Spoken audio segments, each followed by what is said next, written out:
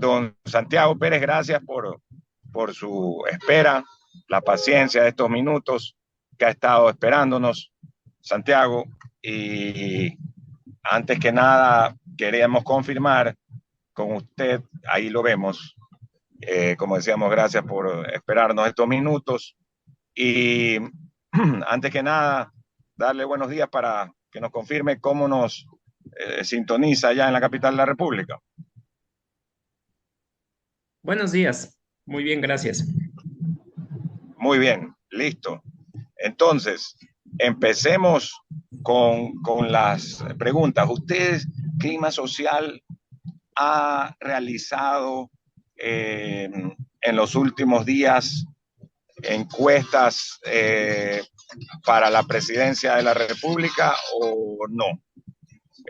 Como porque he visto publicaciones de otras encuestadoras, pero no de Clima Social hacían públicamente, ¿no? No hemos hecho una encuesta sobre temas electorales.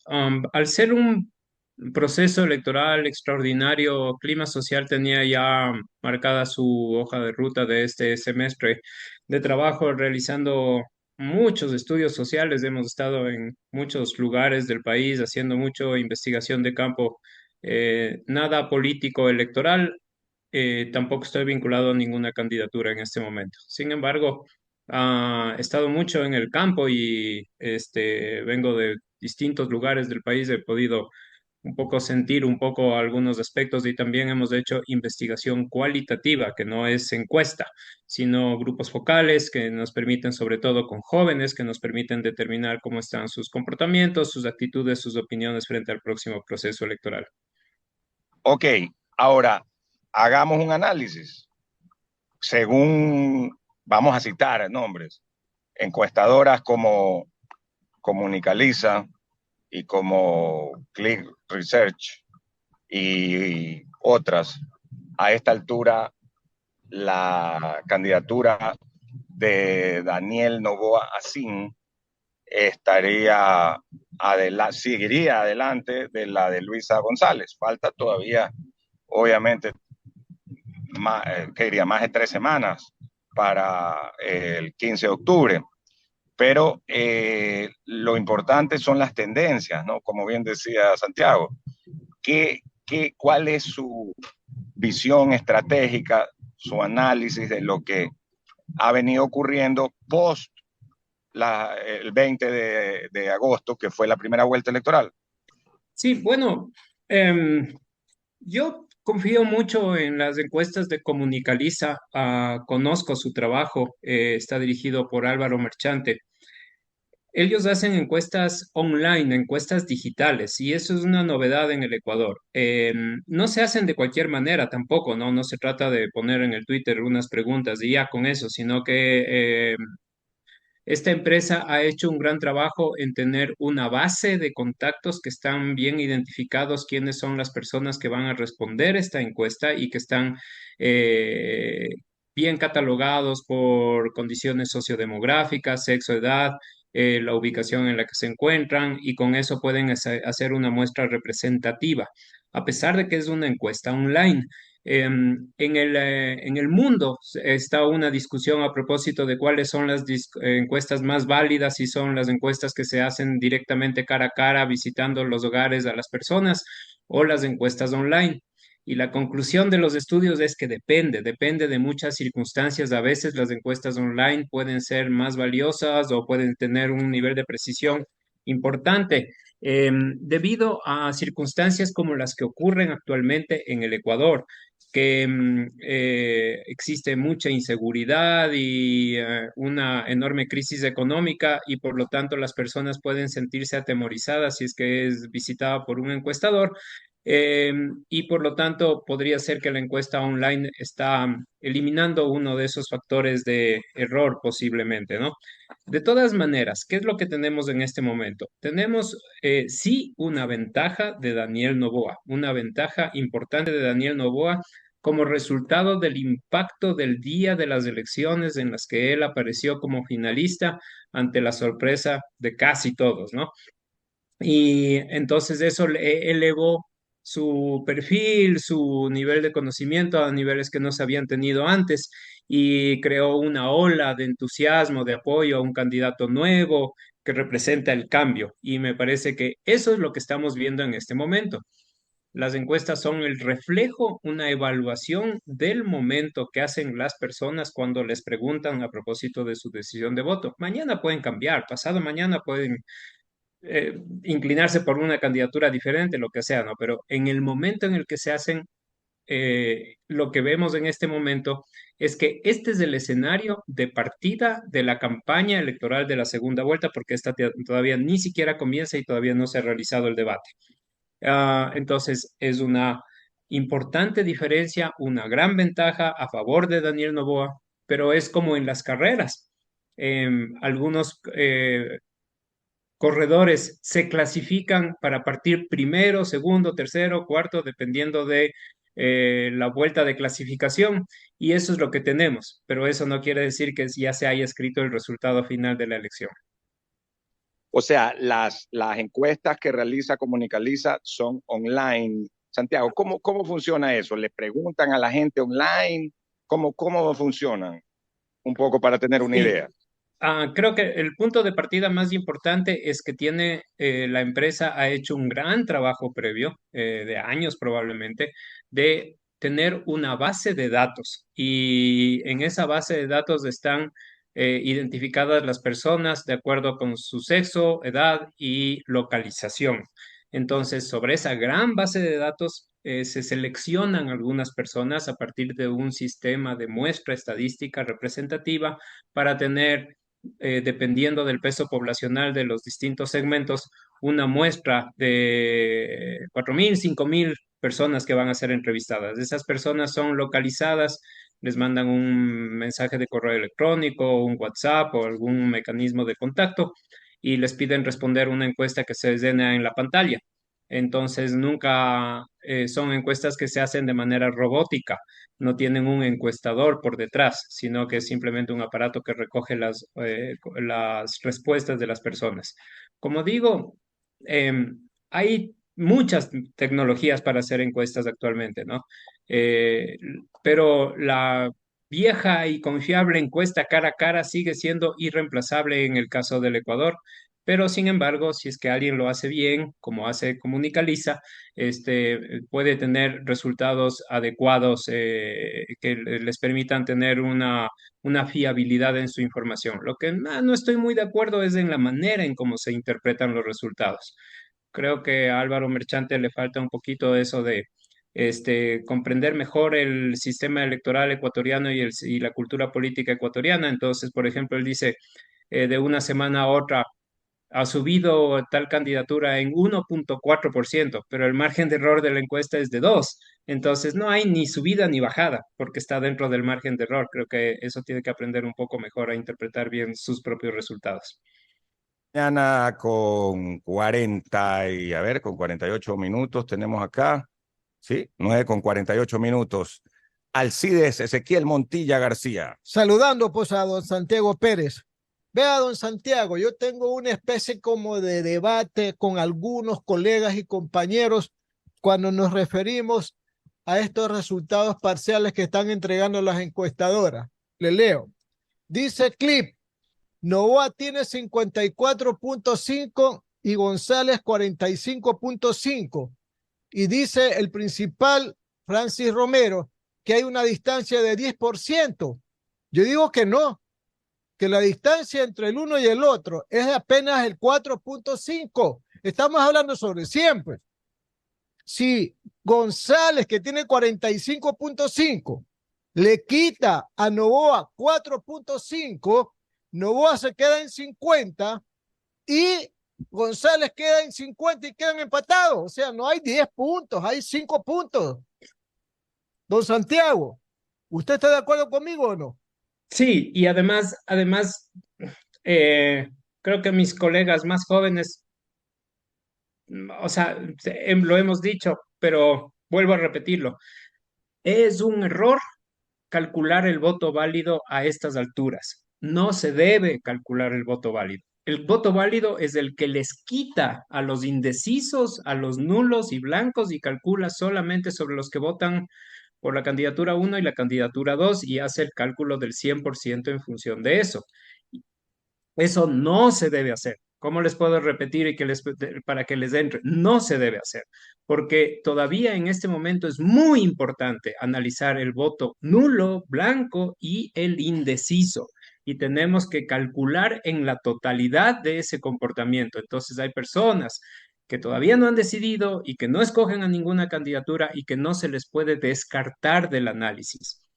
Dicho esto, en realidad la diferencia entre una candidatura y la otra candidatura tiene que ser tomando en cuenta estos dos factores. El primero es el margen de error y por lo tanto, si es que hablamos que una candidatura está, pongámosla así, en el 50%, ¿no es cierto? 50% del voto total, no válido.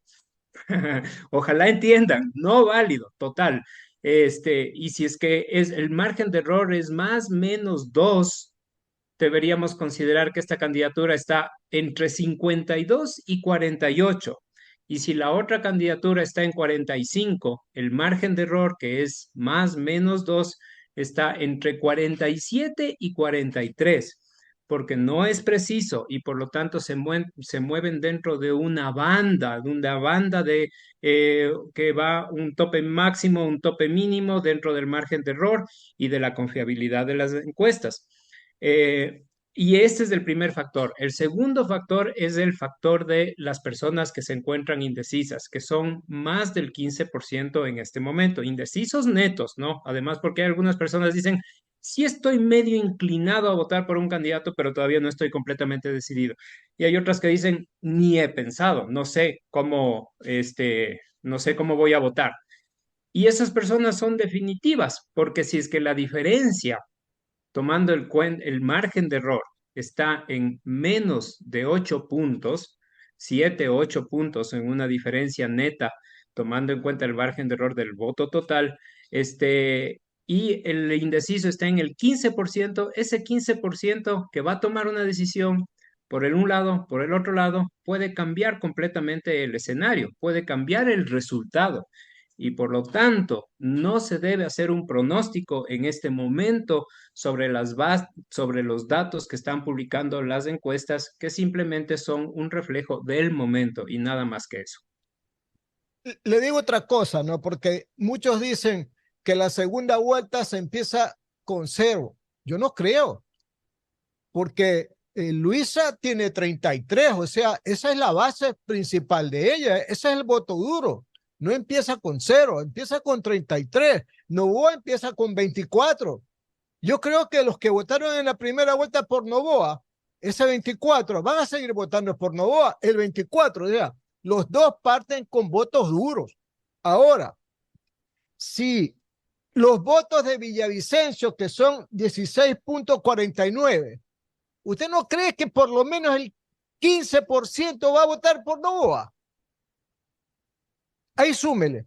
Sí, ajá. Topic, que tiene 14.68 y que adelantó al minuto de terminar la primera vuelta que iba a votar por Novoa. ¿No cree usted que por lo menos 10 puntos del 14 van a votar por Novoa?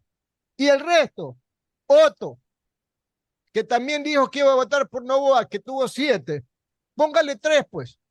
Yo hago un cálculo más o menos sobre esa tendencia, que Novoa en voto duro tiene en este momento en voto duro 44.8, 44.5. Si es que le doy el total de Villavicencio, que es ya el 16, Novoa tendría 52% de voto duro. Voto duro. Santiago, voto duro. Yo me rijo por eso. ¿Cuál es su opinión? Que es un juego de números que puede funcionar o puede no funcionar, no necesariamente. También un poco la verdad es que lo que yo voy viendo más que no importa, no es tan importante por quién voté yo en la primera vuelta. O sea, obviamente si no voté ni por Luisa ni por Daniel Noboa, tengo que escoger por uno de los dos candidatos en este momento. pero creo que se articulan otros ejes y otros fenómenos en este momento, ¿no? Pero me parece principalmente que uno de los elementos fundamentales es qué tanto me topa una candidatura a mí, a mis necesidades, a una sensación de que puede ser un buen gobierno en las actuales y difíciles circunstancias y que esta persona, no la que está atrás de la persona que es la candidata o el candidato puede responder al momento difícil que vive el Ecuador. Va a ser presidente o presidenta del Ecuador la persona que dentro de una sabiduría profunda del pueblo ecuatoriano es considerada la persona más adecuada en este momento para gobernar el Ecuador. Esa es la persona que va a ganar, porque hay inteligencia. A pesar de que dicen, no, el pueblo vota guiado por las emociones, ¿no? Y si es con esa enorme desconocimiento y falta de respeto que se tiene a este discernimiento profundo que hace la gente en el momento de votar. Podría ser que no sea una razón abstracta, no se trata de una intelectualización, pero sí hay una razón profunda y las personas van a escoger a su próximo presidente o presidenta en función de eso, porque consideran que es la persona más adecuada para conducir al Ecuador en este momento. Más allá de cálculos y todo eso, me parece que son, sí, posibles aproximaciones, pero en realidad lo de fondo está en que las personas votan y escogen a una persona porque consideran que es la más adecuada para gobernar al Ecuador. Las 9 de la mañana, 56 minutos. Continuamos en este diálogo con Santiago Pérez de Clima Social, una encuestadora. Le quiero preguntar otra cosa. Mire, Santiago, aquí en Guayaquil, a nivel periodístico, a nivel familiar, a nivel de compañeros, a nivel de colegas, hay la versión de que los correístas no quieren ganar la presidencia. No quieren ganar la presidencia porque demasiados errores están cometiendo, errores infantiles, como las declaraciones de Luisa sobre Venezuela o las declaraciones de Arauz sobre el tema de dolarización, que ellos prefieren el 2025 porque saben que ahorita el problema del niño, la inseguridad, la corrupción, la impunidad, la crisis económica no los va a dejar hacer un gobierno bueno y que prefieren para el 2025. ¿Qué le parece ese rumor? ¿Tiene sentido o no? O sea, una organización política, una candidatura, lo que siempre busca es ganar las elecciones a como dé lugar. Me parece que esa es la lógica fundamental. Creo que para el año 2025 ya vamos a tener entre nosotros a los extraterrestres, entonces es como ponerse a calcular, ¿no? Especular sobre algo que todavía no existe y no, yo siento que me parece que más lógico es explicarme los fallos de las candidaturas en función de estos mitos, rituales y comportamientos adquiridos que tienen los políticos y las organizaciones políticas. Lo clásico que suelen decir y que me han dicho a mí muchos así expertos en campañas electorales, dicen, nosotros ganamos las pasadas elecciones así, de esta manera, y esto vamos a volver a hacer.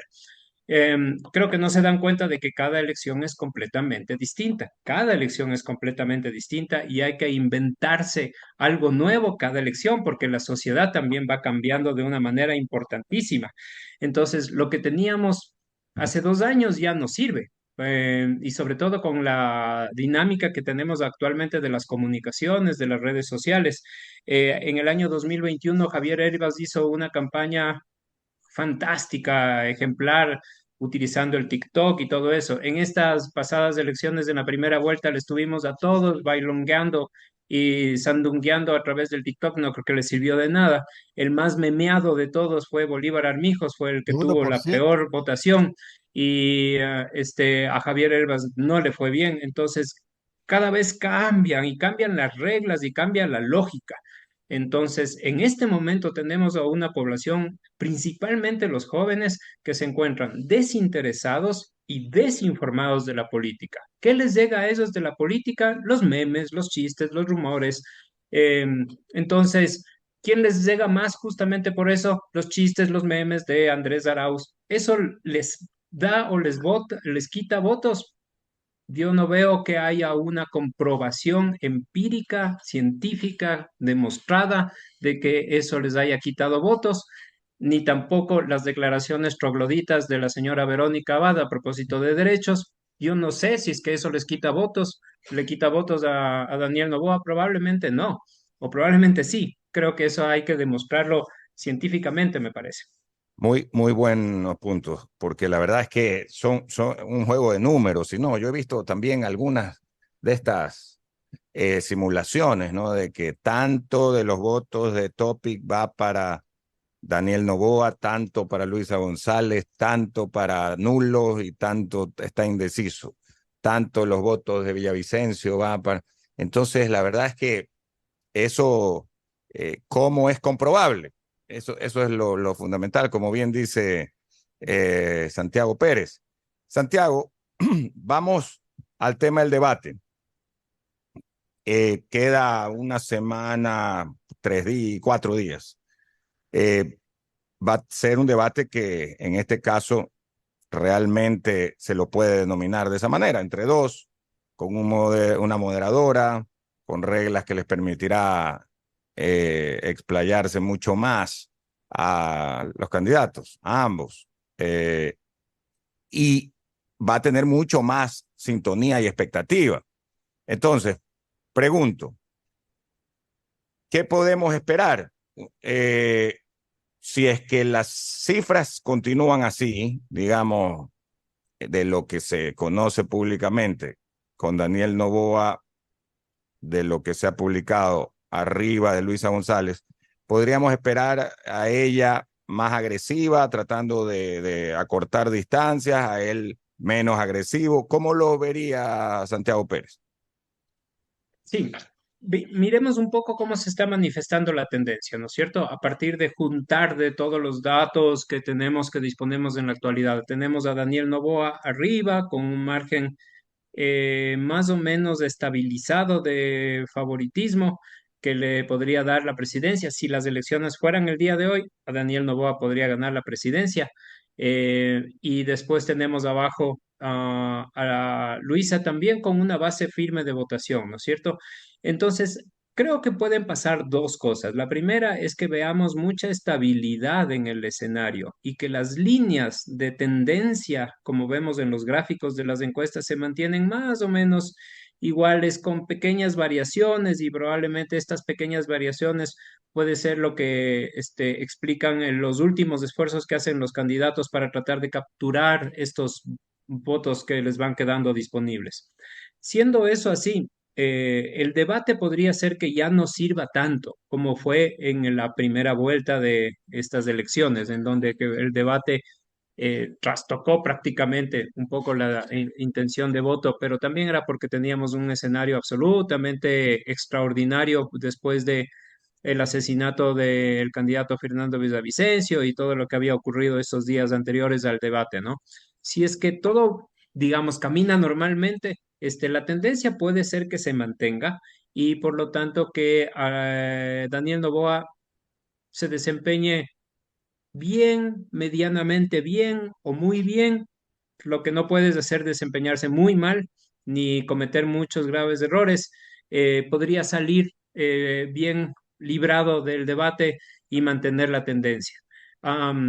Y creo que el reto está para Luisa. Yo creo que es importantísimo que Luisa pueda demostrarle a estos electores que todavía no han tomado una decisión, principalmente a los jóvenes, que ella es una persona con su propio pensamiento, con personalidad propia, con autonomía y que nos pueda demostrar que ella va a ser la presidenta. Y yo creo que esa es la pregunta de fondo que tiene que esa estrategia, esa comunicación de esa organización política eh, inventarse de alguna manera, ¿no? O reinventarse.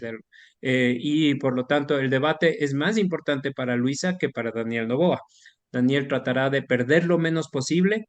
Luisa me parece que está obligada a ir a buscar el empate y por lo tanto descuidar sus defensas para tratar de poner todo en la delantera.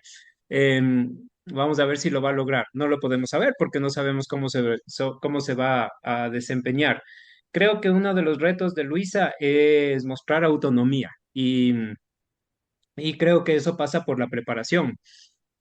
Si yo fuera Luisa, yo le cortara las llamadas al Mashi durante una semana antes del debate Le corta para el poder. oxígeno, pues oiga. Hablando políticamente, le corta el oxígeno, pues oiga. Bueno, Pero es que se necesita mirarla a ella, ¿no? Porque yo creo que eso es, pensemos un poco en el elector común, ¿no? Una persona que sale todos los días, se sube al bus, va a su trabajo, no se informa casi nada de política y que dice, tengo que votar el 15 de octubre por alguien que va a ser la presidenta o el presidente. Entonces yo busco en ella, en esa persona, cuáles son sus atributos en los que yo pueda confiar. Y ya no importa tanto si es que Luisa es la secretaria del Mashi o Daniel es el hijo del Alvarito. Ya no importa eso. Creo que lo claro. que buscamos los ecuatorianos es que cada uno de los dos se demuestre, se evidencie con sus propias virtudes y atributos. Justamente ayer en el programa Calor Político, que tuve la oportunidad de estar con Stanley Poveda, hablábamos de esto. En el caso de Luisa González, por ejemplo, este discurso de ya lo hicimos, ya eso, volvamos al pasado que estuvo mejor, ya se hicieron tales obras, volverá todo a ser como era, etcétera. Creo que lo que la gente quiere saber es qué va a hacer ella. Así es.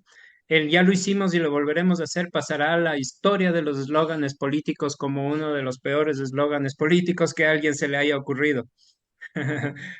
Así como hay premios para las mejores campañas electorales, creo que ese eslogan merece el premio a uno de los peores, una de las peores ideas que se haya podido uno imaginar, porque muchos ecuatorianos se acuerdan y en realidad cuando uno conversa con la gente dice, yo me acuerdo que recibí atención de salud, que teníamos uniformes, que los niños recibían desayuno, que había obras, que había carreteras. Entonces son cosas que se reconocen y en realidad eso no está en discusión.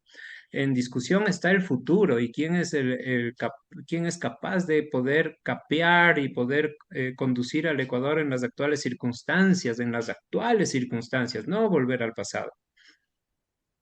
Las 10 de la mañana con 8 minutos, 10 con 8, son las 9 con 8 en el territorio insular de Galápagos, don Alcides. Oiga, Santiago, ¿no ve usted a la segunda vuelta insípida, sin ánimo, como que no arranca? Y eso se contamina en la gente, ¿verdad? Estamos ahorita viendo la pelea entre el Consejo de Participación Ciudadana y la Corte Constitucional y nadie habla de los candidatos andan por allá de un lado, por el otro lado anda el otro. No hay ánimo, pues, o sea, eso es peligroso porque la gente no va a las urnas, pues. Y además porque tampoco los candidatos no son, pues, fuertes en cuanto a convencer al electorado de qué es lo que hay que hacer y cómo, sobre todo cómo, con dinero, pues, Santiago. Sí, claro, es que esta no es una campaña normal en ese sentido, no es una carrera de largo aliento, sino que es un sprint de una carrera de corta duración. Entonces, lo que vamos a ver es que a partir del 1 de octubre la campaña se va a encender, me parece, ¿no? Y ahí, inclusive hasta por factores económicos, de posibilidades de recursos y todo eso, las campañas van a meter todo a partir del 1 de octubre hasta el mismo día de las elecciones. Y eso me lleva a decir lo siguiente, ¿no? Porque fijémonos quiénes están en la segunda vuelta.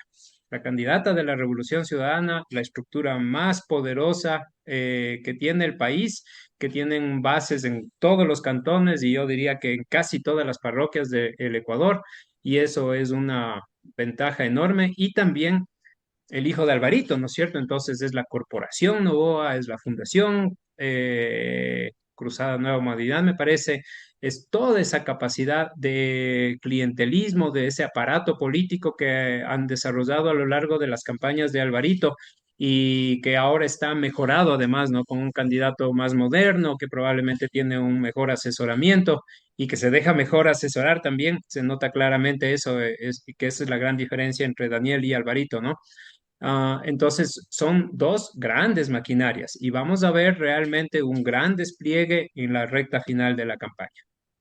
Pero yo veo otro aspecto, Santiago. Mire, en el tema del debate, usted sienta a los dos. Noboa, Daniel Noboa, que desde que empezó a nacer ya vio a su abuelo, don Luis Noboa Naranjo, activando en los negocios el más representativo de los empresarios del Ecuador en los últimos tiempos, el señor Luis Noboa Naranjo. Después vio a su papá Alvarito, 5 veces candidato presidencial, 5 veces metido en el debate. Algo de haber aprendido, pues, don Claro Daniel que sí. Noboa, ¿no? Hacer negocios, sobre todo, y activar en la política y saber cómo es que se maneja esto del debate. Y en el otro lado tenemos a Luisa, que teóricamente puede ser muy inteligente, pero no ha tenido en la práctica, cuando usted mete la mano para ya llevar el billete y hacer el billete, como se dice vulgarmente, ¿verdad? Aquí, ¿no? Entonces hay unos extremos grandes que yo digo que en un momento determinado del debate va a tener una gran repercusión, esa experiencia versus la teoría, la experiencia real en el negocio y en la política versus la teoría, ¿no le parece? Sí, pero también le quisiera decir que hay toda una gran teoría acerca de los debates políticos. Eh, Como en Estados Unidos se vienen realizando desde hace muchas décadas los debates, ha habido muchos debates y se han analizado mucho y también hay muchos libros y estudios que se han realizado acerca de los debates. Entonces hay toda una teoría. Y también hay toda una rama de especialidad de asesores para debates. Uno de ellos, uno de los más famosos quizás, Robert Ailes, que fue el entrenador de debates para Ronald Reagan y con el cual creo que fue icónico además en su momento, ¿no? Ronald Reagan ganó los debates televisados en ese momento y emergió como el presidente de los Estados Unidos gracias a su buen desempeño en los debates. Entonces, un poco lo que te dice toda esa teoría de los debates es que no solamente basta ganar en la argumentación, sí, hay que llegar muy bien preparado, pero también en temas de conexión emocional.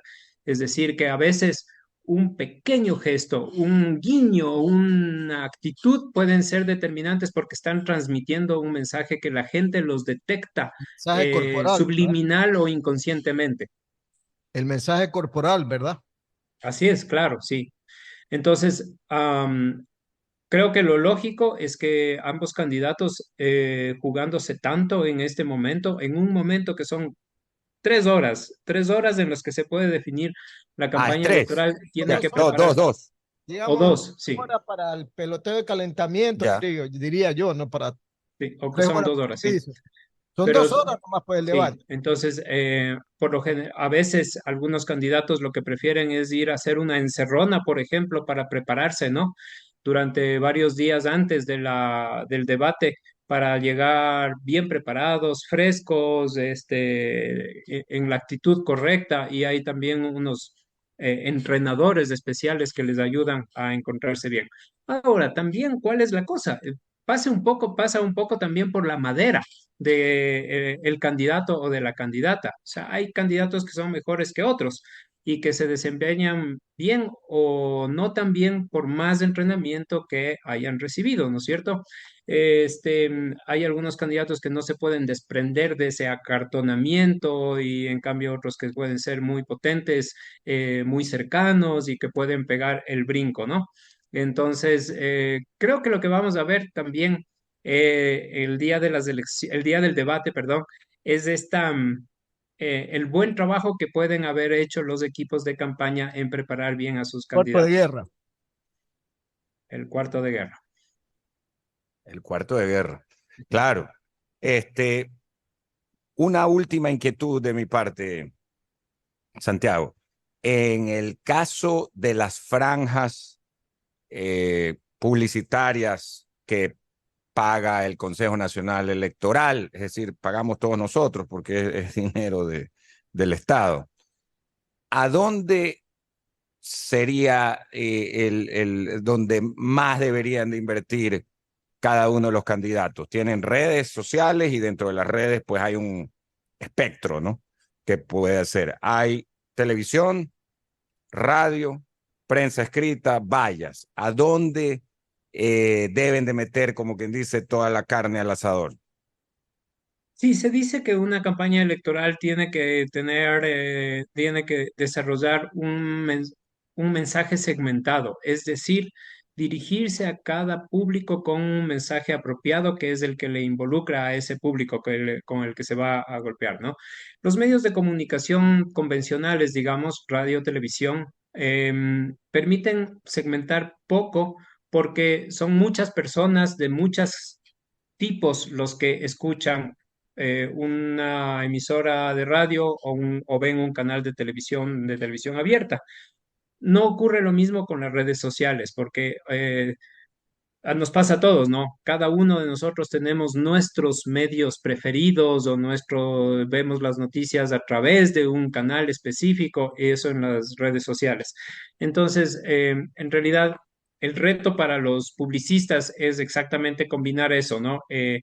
La masividad que ofrecen los medios de comunicación convencionales y la targetización o segmentación con la que se puede lograr a través de la publicidad en en las redes sociales.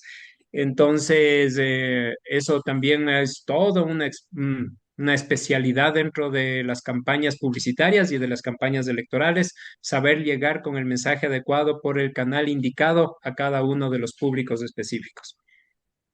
En el caso de los distritos o circunscripciones en el extranjero que van a tener nuevamente sus votaciones para las asambleístas, ¿no? Y me imagino igual tendrán para candidatos en segunda vuelta, que Sí. Deberán hacer campaña especialmente los candidatos. Obviamente no se van a poder ir a España, Italia y a Estados Unidos, pues en estos días, pero de todas maneras están en juego algunos asambleístas ahí y algunos votos importantes para la presidencia de la República. Así es. Sí. La suspensión de las elecciones en el exterior es un gravísimo, gravísimo problema, porque una parte de la población se quedó sin ejercer su derecho al voto y eso es ya de por sí grave. Entonces, de todas maneras, creo que ya no hay nada que hacer. Ese es un proceso que se cayó, que colapsó el día de las elecciones y realmente ahora lo máximo que se puede hacer es tratar de tapar un poco ese hueco que ya se produjo y que ya no tiene remedio. Entonces, sí, claro, por supuesto, esos escaños en disputa son fundamentales y también podría ser que sean muy importantes aunque sean no tantos, pero sí suficientes como para poder ser decisivos en un resultado electoral, sobre todo si es que vamos a llegar a un resultado electoral muy estrecho. Los votos en el exterior o los de la Amazonía, por ejemplo, o los de las provincias fronterizas, por ejemplo, o los de las zonas rurales, podrían ser determinantes para determinar quién es el ganador, si es que estamos en un escenario muy estrecho. Muy, muy interesante. Muchísimas gracias al Muchas licenciado gracias, buenos Santiago días. Pérez. Que tenga muy buenos días. Le vaya bien, Santiago. Y estamos en contacto. Lo vamos a llamar para después del debate, como dicen, el post-debate en esa semana. Claro. Claro, encantado. Mucho gusto.